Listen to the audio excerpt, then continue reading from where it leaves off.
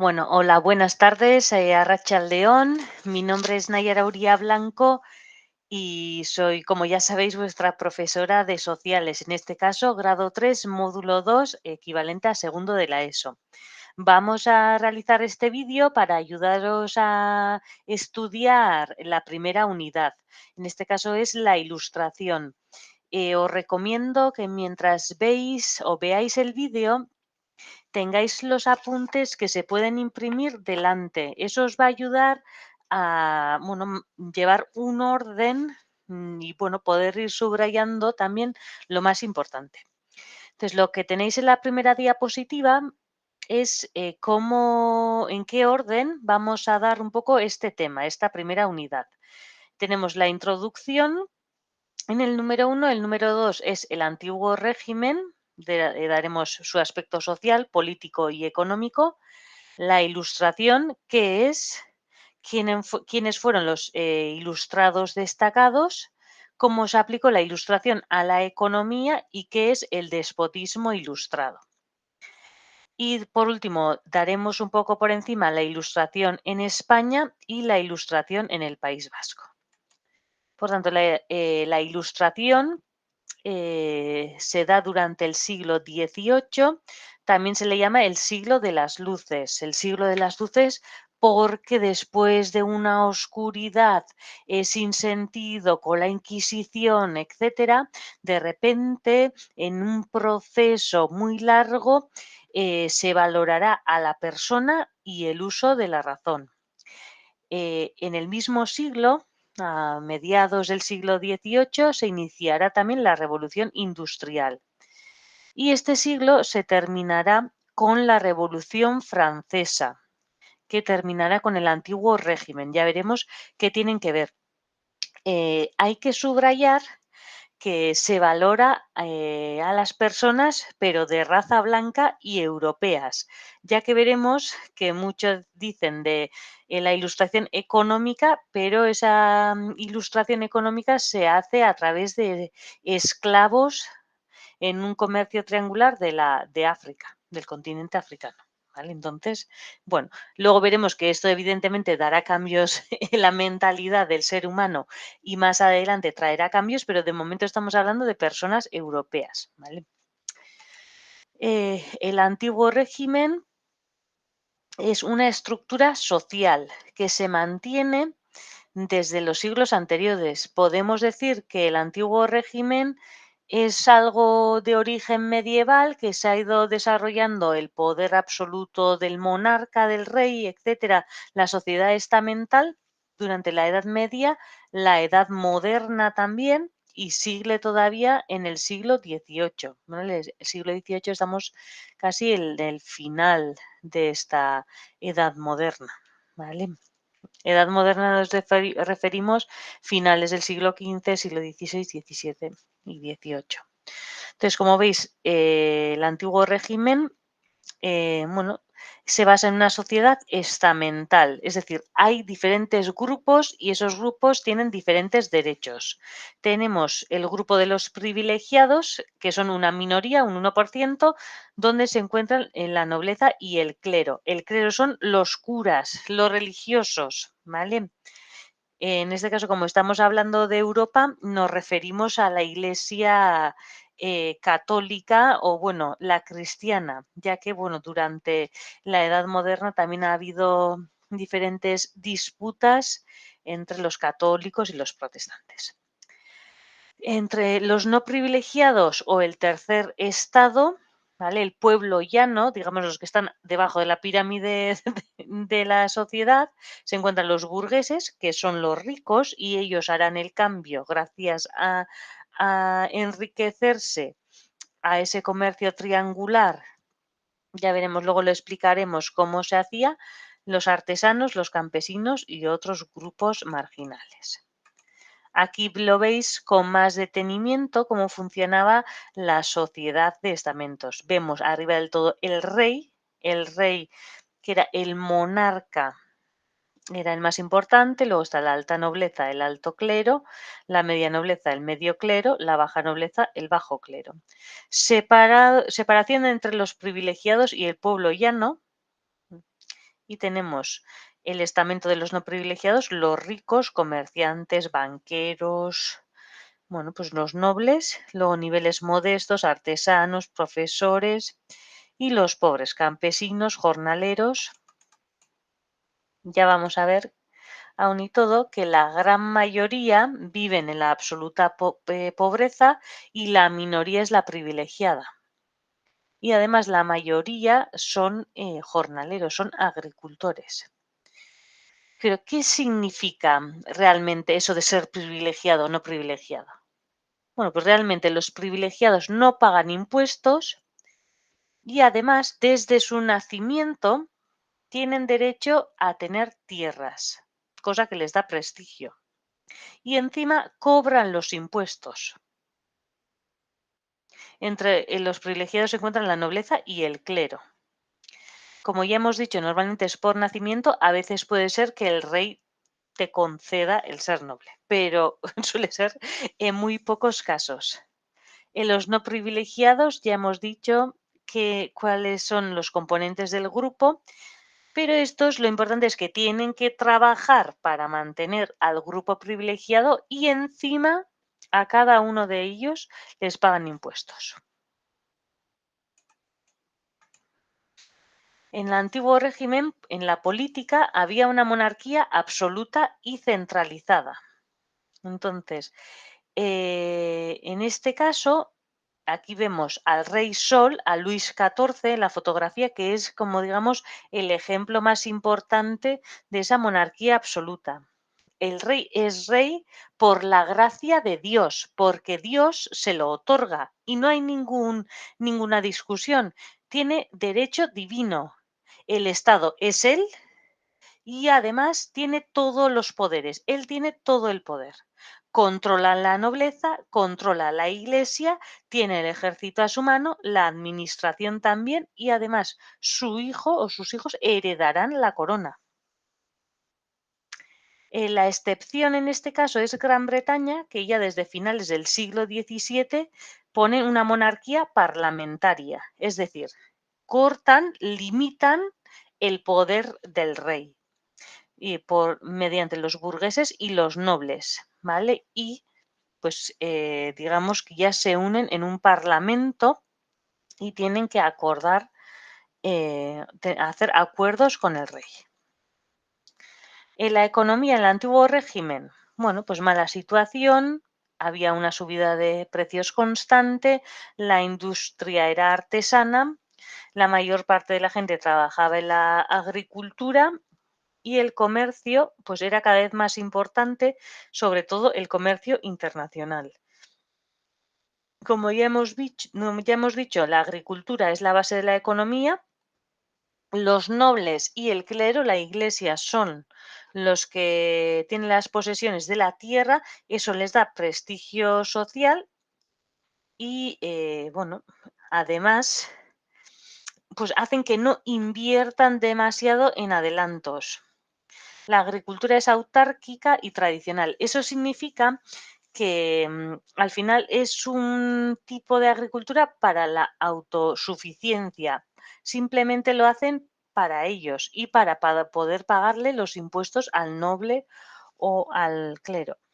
Ya que no había mucha inversión en técnicas innovadoras de la agricultura, pues estaban muy atados a las adversidades naturales y por eso había hambrunas periódicas. Eso lo que traía era una descendencia de la población. ¿Vale? Poco a poco, ya veremos, antes de la revolución industrial, cómo se va a dar un cambio también, se va a dar una revolución técnica en la agricultura. Eso lo veremos en la siguiente unidad. Por tanto, en resumen, el antiguo régimen, la monarquía absoluta, poder absoluto del rey y su origen es divino, por Dios. Sociedad estamental, nobleza, son estamentos con privilegios honoríficos, económicos y fiscales. No pagan impuestos y encima les pagan impuestos. Y el clero también, la iglesia, lo mismo, son privilegiados, honoríficos y encima les pagan impuestos. El tercer estamento, el pueblo llano, los no privilegiados, campesinos, burgueses y asalariados urbanos. Asalariados urbanos quiere decir artesanos o profesores, abogados, médicos. Estos están obligados a satisfacer a los que están arriba de la pirámide estamental. ¿Cómo? Pues pagándole los impuestos. Su función es trabajar para ellos y encima pagar los impuestos reales al rey, los impuestos señoriales a la nobleza y los eclesiásticos, perdón, el diezmo a la iglesia. Economía, agricultura de subsistencia y autoconsumo. La nobleza y la Iglesia poseían la mayor parte de la tierra, cedida para su explotación con contratos de arrendamiento. Contratos de arrendamiento significa que, aparte de que les tuvieran que pagar los impuestos porque sí, los agricultores no tenían sus propias tierras, trabajaban las tierras del clero o de la nobleza y por ello tenían que pagarle un alquiler. Se le añadía el pagarle un alquiler, como hoy en día algunos de vosotros o vosotras quizá también viváis en un piso en Vitoria en alquiler y cada mes le tenéis que pagar por un contrato de arrendamiento al dueño del piso, pues un dinero, pues lo mismo. Y en cambio, en la economía, el mercado interior reducido, había ferias, había mercados, pero no era muy grande, estaba avanzando más el mercado internacional. Y la producción de artesanía estaba bajo el control de los gremios. Los gremios lo entenderéis muy fácil con las calles del casco histórico de la parte vieja de Vitoria-Gasteiz. Sabemos que en la parte vieja hay una calle que se llama Cuchillería, hay otra calle que se llama Correría, hay otra calle que se llama Herrería, otra calle que se llama Zapatería, ¿vale? Esos todos son calles donde antiguamente estaban los gremios. Todos los gremios se encontraban o cada uno de los gremios tenía su calle y todos se encontraban en la parte vieja, porque en aquel entonces esa era la ciudad de Vitoria. Entonces, todos los que eran pertenecientes a los herreros estaban en la calle Herrería. Entonces, el gremio era el grupo de artesanos donde se ponían las leyes para todos esos artesanos, a qué precio vender el producto, cómo se tenían que hacer, lo controlaba todo, ¿vale? Y por eso les era más fácil si estaban todos en la misma calle. En la calle Cuchillería, donde se hacían los cuchillos, en la calle Zapatería, donde se hacían los zapatos, la calle Correría, donde se hacían las correas, los cinturones, correas para los caballos, etcétera, ¿vale? El problema era que veremos con la Ilustración quieren avanzar económicamente hacia un capitalismo o un precapitalismo y los gremios no ayudan, ¿vale? Están más fijados en una economía más tradicional.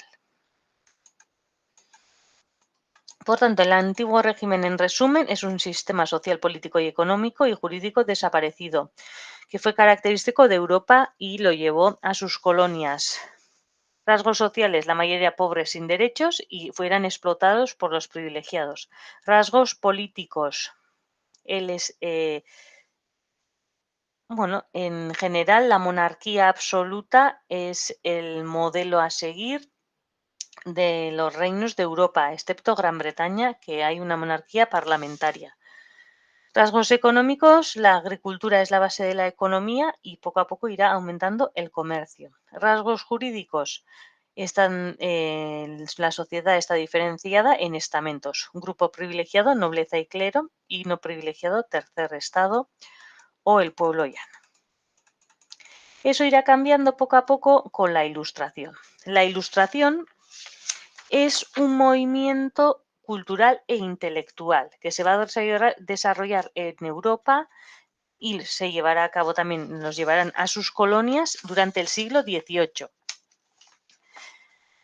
Se va a desarrollar gracias a burgueses que, claro, ellos se han enriquecido y quieren tener también el poder político. Por eso va a ser, no os creáis que así. Pero bueno, el objetivo será modernizar, transformar el antiguo régimen, cambiar. Se dice que el antiguo régimen es una sociedad que sin movimiento, ¿vale? En que no hay cambios. Y en cambio con la Ilustración lo que quieren es romper con la tradición y seguir un poco hacia adelante. Los principios fundamentales son la razón, es decir, intentan saber el por qué. Por ejemplo, en la monarquía absoluta decíamos, el poder te viene de Dios. Y aquí te voy a preguntar, ¿y por qué? ¿Cómo te dio Dios el poder? ¿Cómo sucedió? Etcétera. Por eso veremos que la razón, el progreso también, habrá también adelantos en la ciencia, en la tecnología, ya que buscan siempre el saber más. Y la educación. La educación será un medio importante. Lo que dice este movimiento y los expertos, los ilustrados, es que todo el mundo tiene que tener derecho a la educación e intentarán abrir escuelas para agricultores, etcétera. Es que va a haber un cambio. No decimos que es un cambio de la leche, digamos, no es, pero sí que fue un pequeño cambio, pues, para las sociedades. Ilustrados destacados. Montesquieu. Este lo que quiere es la división de poderes. Decíamos que en el absolutismo el rey tenía todo el poder, no había límites para él. Entonces, Montesquieu decía que había que dividir el poder en tres aspectos: el legislativo para hacer leyes, el ejecutivo para aplicar esas leyes y el judicial. Si rompes las leyes, pues entonces ya veremos lo que te sucede. Rousseau, este hablaba de la igualdad, hablaba contra la sociedad estamental y la libertad natural. Es decir, que desde que nace el hombre es libre. No así en la sociedad estamental hemos dicho que desde que naces o eres noble o eres agricultor. En este caso, Rousseau está en contra de ello. Dice que desde que nacemos somos libres. Y habla también de una soberanía nacional.